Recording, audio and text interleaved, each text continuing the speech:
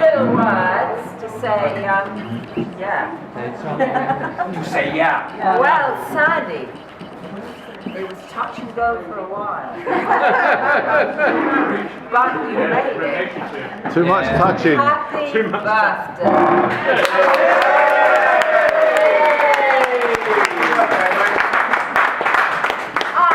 It's been a long while since you came down south from the Highlands of Scotland, where as a boy you were happiest driving the old Ferguson tractor around your uncle's farm, and as a teenager chancing your luck at the beach ballroom in Aberdeen on a Saturday night, getting involved in the fights that followed, and frequently falling out of moving cars on the way home. Our popular pursuit was being towed up the hillsides on skis in the winter snow by your Carl's motorbike. These were the days before Abbey Moor.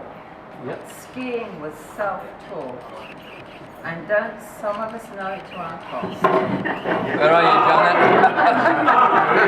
Janet? No messing around with gentle traversing on slopes. It was straight downhill or bust. Hair slicked back in the wind, and woe betide anyone who got in your car. Great days. In the early 60s, you and a couple of pals came down to London with just a few bob in your pocket. The aim was to get a job on boats searching for gas and oil. But apparently all the boats had left by the time you applied. But you were offered work on the first platform to be built in the North Sea. This sounded kind of boring, so you turned it down. Just as well, it sank a few months later. You've had many jobs over the years, from tailor's assistant, where you were taught the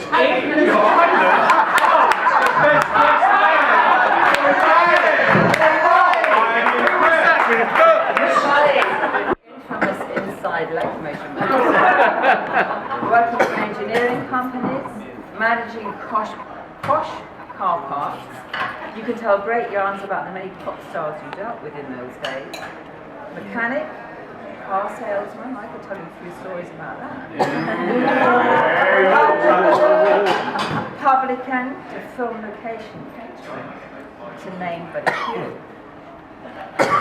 You've always had a talent for inventing things. Mainly excuses. Oh, no, sorry. Thank you. And in later years, this has come to the fore in your own energy conservation business, where the products are the result of your imagination and know-how. You're a very special person, Sandy, in a quiet way, well, most of the time. Understated and modest, with a lot of charm, charisma, and a great sense of humour. And listen here for many, you're not judgmental and you don't need to compete for attention. Men like you and women adore you. Some men do as well.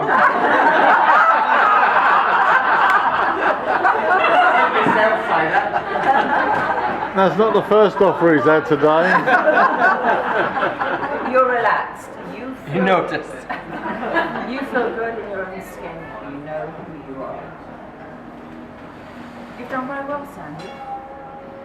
But personally speaking, for me, the measure of a man isn't just about how much or how well he's done financially. You feel better now,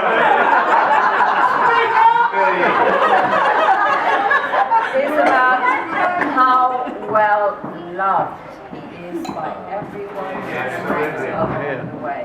Yes. And you, Sandy, are very well loved.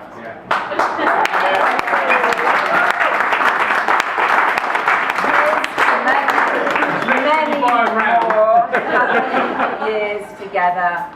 Happy birthday. Give him a kiss. Sweet.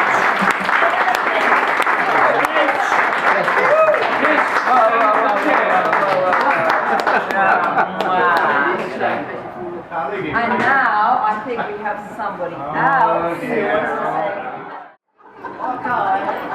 say. No, we're going. Is anybody going to work on Monday? Don't get quiet, you know you can't breathe. Well, I can't let any glasses. I've got a bloody phone. Just as well. Howard, have you had your tablets?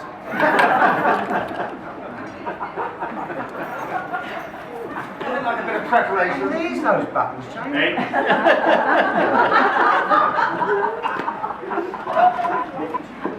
Alexander McTavish McLaughlin, Rob Webster.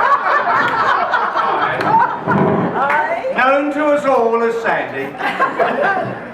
Known to Elaine and possibly others as Randy Sandy. From Aberdeen. Son of Braveheart. Christened Dickie Hart.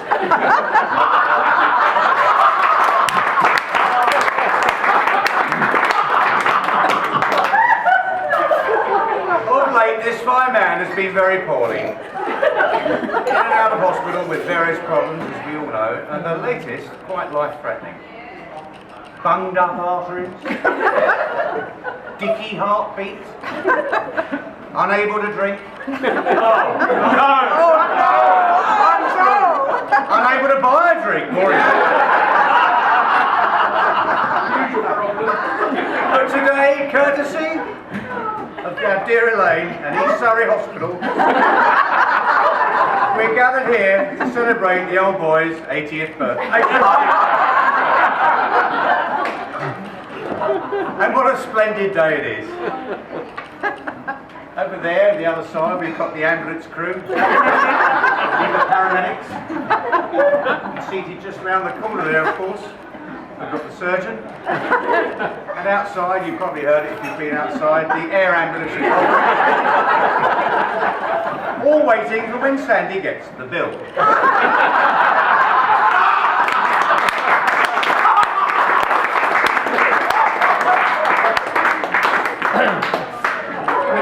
It is such a pleasure, Sandy, to be with you and Elaine today after such tough times.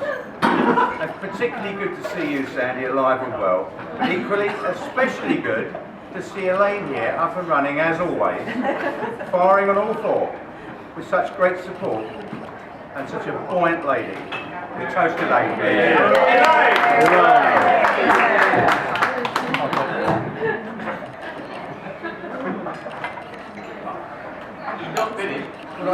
Fill the glasses again. Elaine, thank you very much for organising this lovely party. Sorry, party. Sandy is a very kind, this is the bollocks bit. Sandy is a very kind, thoughtful and generous man, as we all know. He loves his shooting, fishing and hunting, a real Scot. Oh, and his drinking. Sandy has been very hard working during his life and helped many people along the way. But I do hope on a serious note he will now consider retirement, particularly after his recent illness.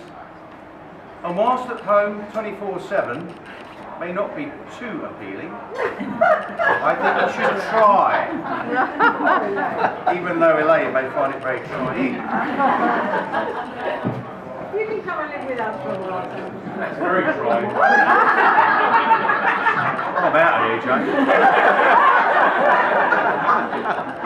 Thank you, Sandy, for all you've done for us as our family over the years. Your support when things for us have been tough, and the great company we enjoyed on our various trips away. And of course, the golden opportunity you gave me to be your best man some 9 years ago, 10 years ago, or whatever. And your constant contributions to the Motorist Centre. Throughout the last 25 years. Guy, as all wish you well, of course. Well, I'm not going to rant on, although I'm sorely tempted, but we'll conclude with the immortal words of the two gay Scottish dentists, Ben Doone and Phil McGavin. A young man, his adolescence in Aberdeen, came south of the border to find out what English could mean. Struck with a thought of a lack of double malt, pulls up in Tatsfield as his final halt. Second time round meets the lovely Elaine, who captures his heart and makes him remain in a tiny little village where he settles down, only to find out it's his next round. Struck with horror at putting his hand in his sporran, suggests at the bar, but lads, I no understand them foreign. Aye, but the lads all knew he was from a famous port, and called upon him to deliver a good boat. This he did without a grudge, but when it came to payment, he wouldn't have budge. The lads all shouted, "You tight-fisted jock!" He just looked at us all with a glowering mock. "I'll stick my hand in my pocket," he cried, and then he collapsed and nearly died. What a good job he's still here today, even if it's only to pay for a superb day. Thank you, Sandy and Elaine, very much. Thank you, Sandy. You're a very dear friend and best pal.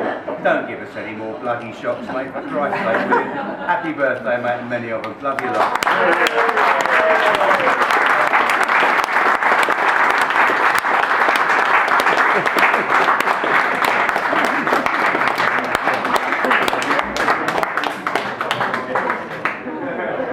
Look, he's lighting the candles on the cake. Oh!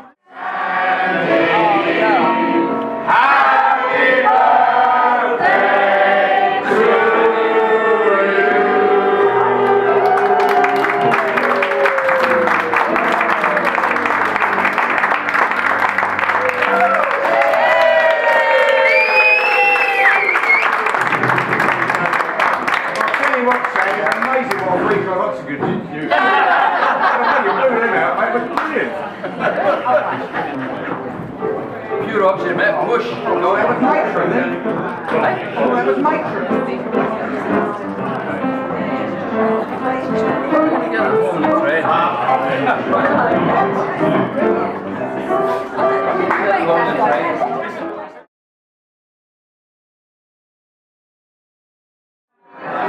Why are you sitting here now? Oh, because I don't want to sit next to you. Why is that? No, you're touching my neck. Are you not happy in your sexuality? No, I We thought you would find a safe place. Is it a safe place? It's a safe place. How safe? Well, that's what I want. That's what I want to find out. Oh, is it? Oh, you're very naughty, you are. I am. And he's going to show this to Alice. Exactly. Now I'm in trouble. Big trouble. Yeah.